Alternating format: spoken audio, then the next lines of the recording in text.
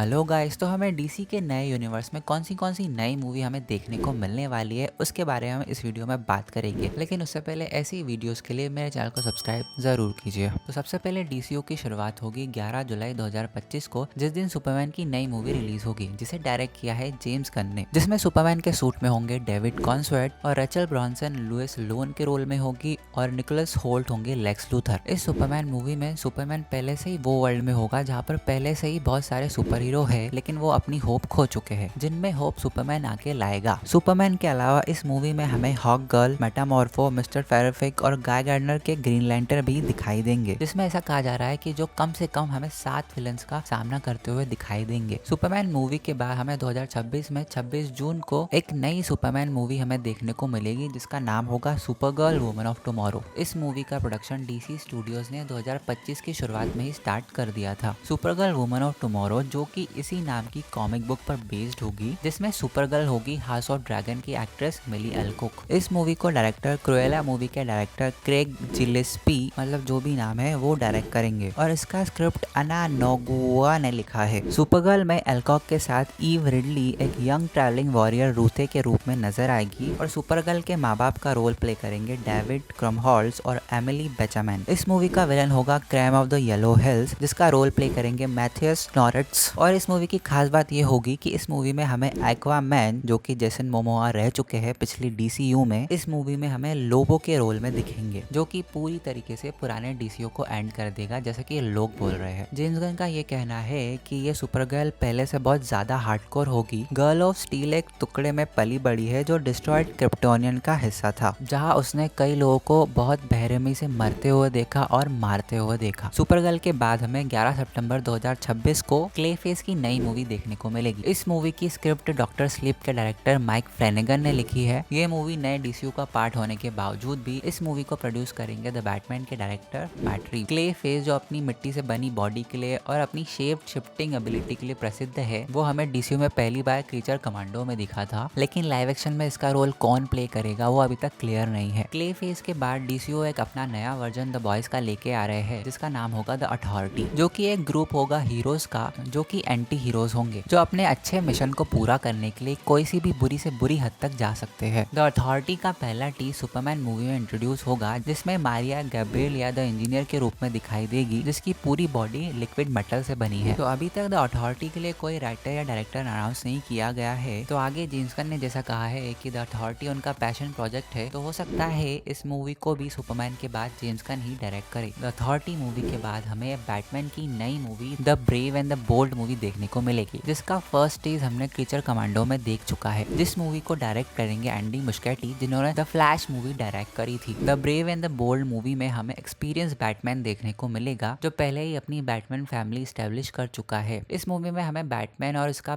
Biological सन robin देखने को मिलेगा और ये मूवी मैट रीव्स के द बैटमैन मूवी से बिल्कुल ही अलग होगी, जिसका बैटमैन रॉबर्ट पैटिंसन से बिल्कुल ही अलग होगा। Brave and the Bold movie के बाद हमें स्वैम्प थिंग मूवी देखने को मिलेगी, जिसे डायरेक्ट करेंगे लोगन के डायरेक्टर जेम्स मैनगोल्ड, और वही इसकी स्क्रिप्ट भी लिख रहे हैं। स्वैम्प थिंग मूवी उस साइंटिस्ट के डार्क ओरिजिन पे फोकस करेगी, जो एक एक्सप्लोजन के बाद मर जाता है और वापस से दोबारा जन्म लेता है स्वैम्प थिंग के रूप में, और इस साइंटिस्ट का नाम रहता है एल्क हॉलैंड। और स्वैम्प थिंग के बाद हमें डीसीयू में एसजीटी रॉक की मूवी देखने को मिलेगी, जिसे डायरेक्ट करेंगे द चैलेंजर के डायरेक्टर लुका गार्डगरोनियो। क्या बोला तूने?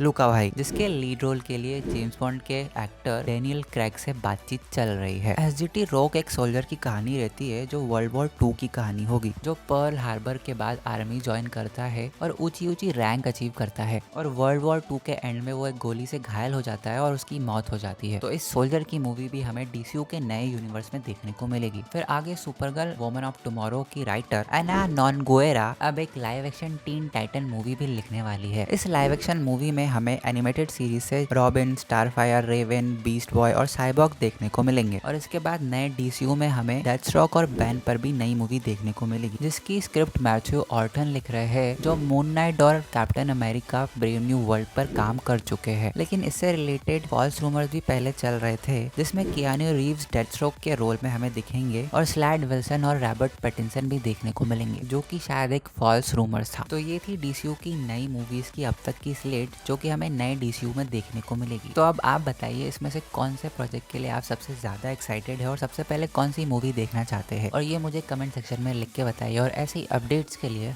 मेरे चैनल को सब्सक्राइब और वीडियो को लाइक और शेयर ज़रूर कीजिए। बाय।